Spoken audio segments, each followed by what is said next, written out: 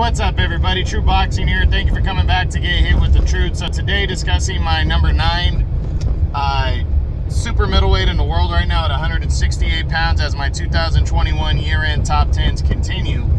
And my number 9 fighter is contender Kyrone Davis of the United States. Davis came out of nowhere really in 2021. He really wasn't he wasn't ranked, and he really didn't didn't have a lot of stuff going for him in terms of, being a serious threat at super middleweight. But in, I think it was February, he threw himself into the mix when he took on former 2-time champion Anthony Dirrell.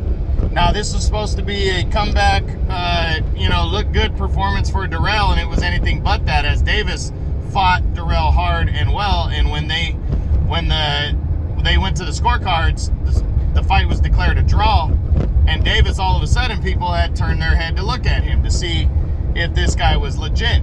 Well, in November, he would get his opportunity to really prove it.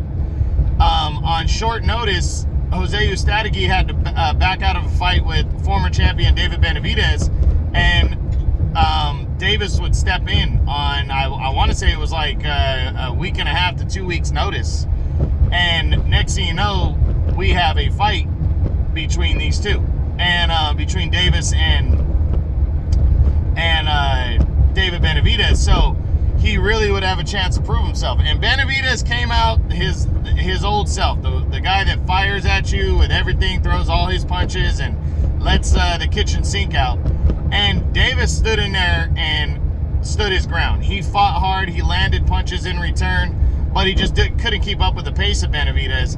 But, he really showed a ton of heart as he continued to fire shots back and be unafraid as he pressed forward. But eventually it was a little too much. It was getting there. He was getting hit a lot.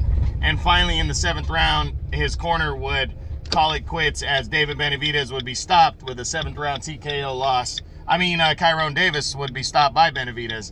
But Davis, like I said, showed a lot of heart, and he came out of nowhere in 2021 and fought 2 former world champions, and that was impressive. It was just an impressive year for Davis. Even though he didn't get a win, morally he was victorious, as he really lets everybody know that he's a guy to be dealt with. And he made it clear that he was really emotional after the fight in terms of passionate, talking about how he didn't give a fuck, how he was there, to show something, and he did that.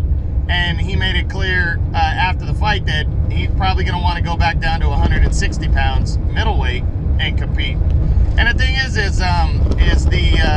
PBC, who he fights for, has options for him. So we'll see what happens moving forward, but it's going to have to be a bounce back year, or some of these guys are going to want to take him serious, are going to want to look at him as some kind of a gatekeeper, and that's going to give him opportunities. So Davis needs to keep his phone open and listening for any offers and options moving forward, but he should have some, either at middleweight or super middleweight. But his stat line real quick is he's only 27, so he's still young. He still has a chance to get into the mix of things. He's 16-3-1, 6 knockouts, not a big power guy, but again, packs a great chin as he stood in there against 2 heavy hitters in Dirrell and Benavidez.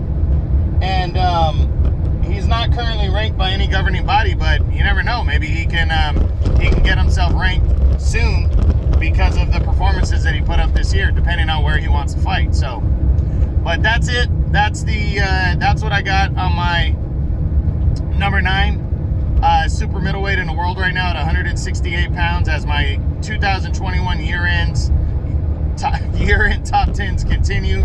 That was contender Kyrone Davis. All right, guys, hope you enjoyed it. True Boxing, you've been here with the truth.